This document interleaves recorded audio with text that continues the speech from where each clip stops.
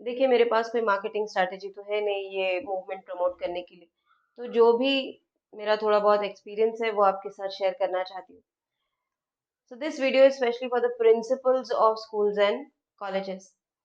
खूब सारे टीचर्स ने हमारे यहाँ पे प्रोटेस्ट किया, वो टीटी एग्जाम से रिलेटेड था, बाकी भी उनके कंसर्न थे। पर मैंने देखा ऑलमोस्ट हर स्टेट के टीचर्स का एक कॉमन फ्रस्ट्रेशन है, और वो है स्टेट और सेंट्रल गवर्नमेंट से आने वाला एक्स्ट्रा वर्कलोड। सो इस इशू पर और टीचर्स के हेल्थ पर मैं कुछ कहना चाहूँगी। हमारी कंट्री ऑलमोस्ट एक यूनिवर्सिटी की तरह है, और जिन स्टेट्स में टीचर्स और डॉक्टर्स को प्रॉपर वैल्यू किया जाता है, उनकी कल्चरल बाइंडिंग बहुत अलग होती है। और जिन स्टेट्स में ऐसा नहीं होता है, वहाँ वायलेंस है, वहाँ लोगों के माइंड्स अलग है। आप डायरेक्टली लोगों को नहीं कह सकते, क्योंकि आप जानते हैं it didn't start with them. ये सालों की कंडीशनिंग होती है, और इसीलिए लोगों को एक्सेसिव इंटरस्टेट माइग्रेशन पसंद नहीं है। आज भी इस फील्ड से रिलेटेड लोगों के दिमाग में खूब सारे नोशंस हैं। उनको लगता है लूजर्स का जॉब है, या बहुत इजी जॉब है। आज भी ये रियलिटीज है। तो जब teachers back to back lectures लेते हैं, by the time they reach home, they are really drained.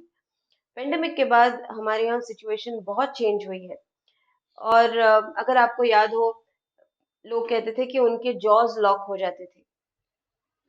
हमारे यहाँ ऐसे बहुत सारे टीचर्स हैं जो पढ़ाते भी हैं और खुद भी पढ़ते हैं, घर भी संभालते हैं। तो उनके लिए बेस्ट टाइम होता है अर्ली मॉर्निंग या लेट नाइट स्टडीज। और अगर इसकी आदत हो गई, आप अगर मेरी तरह नॉकटर्नल हो गए, तो किसी दिन आप जरूर उठेंगे और सडनली रियलाइज करेंगे कि अरे, आप तो ढंग से पढ़ ही नहीं पा रहे, आपको बात करने में भी प्रॉब्लम हो रही है।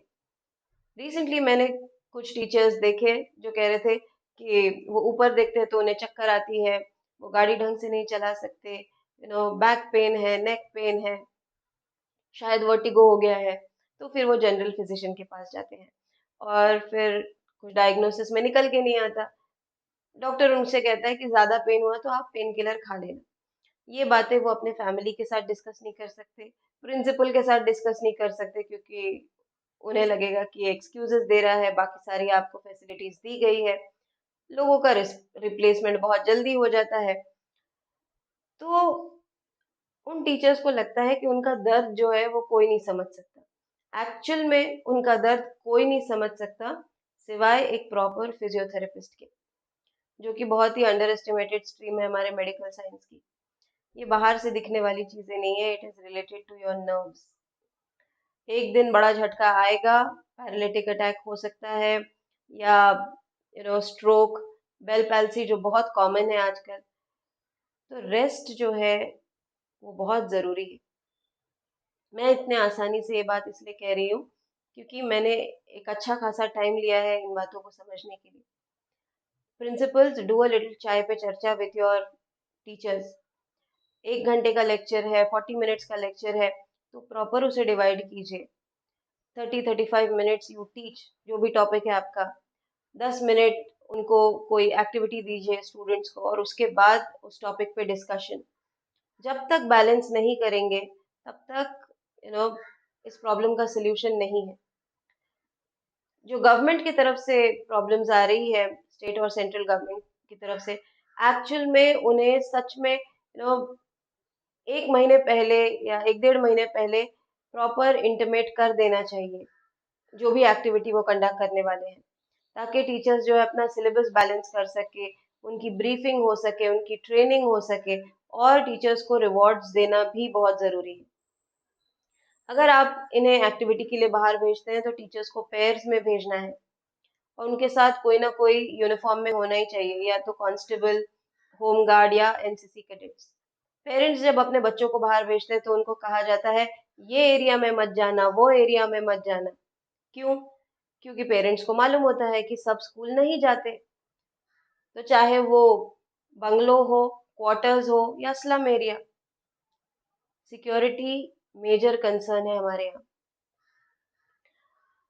एशियन कंट्रीज के लोगों को ना आदत होती है अपने कल्चर की ढिंडोरा पीटने की, और हमेशा हम वेस्टर्न कंट्रीज में या डेवलप्ड कंट्रीज में नुक्स निकालते रहते हैं।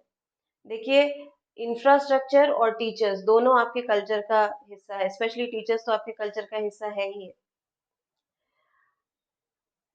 हम कितना भी बात कर लेना हमारे कल्चर के बारे में, लेकिन आज भी 75% फैमिलीज ऐसी है जहाँ मेजर कंसर्न होता है ट्रस्ट।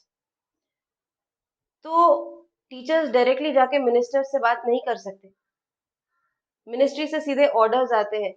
प्रिंसिपल को स्टैंड लेना बहुत ज्यादा जरूरी है कलेक्टिवली, क्योंकि उनका स्टाफ उनकी रिस्पॉन्सिबिलिटी है। अगर ये आपसे बात नहीं कर पा रहे तो ट्रेनिंग्स के समय बराबर, मेल टीचर्स हो या फीमेल टीचर्स हो, बराबर आंख से पानी निकल के आता है उनके। आपको क्या लगता है ये फ्रस्ट्रेशन कहाँ निकलेगा फिर, अगर ये आपसे बात नहीं करेंगे? अभी जो ये स्टूडेंट्स जा रहे हैं ना रिमोट एरियाज में, ये बहुत अच्छा है। लोग हमेशा कहते हैं system is a problem, system is a problem. मैंने देखा कि हमारे यहाँ सबसे बड़ा प्रॉब्लम है कम्युनिकेशन।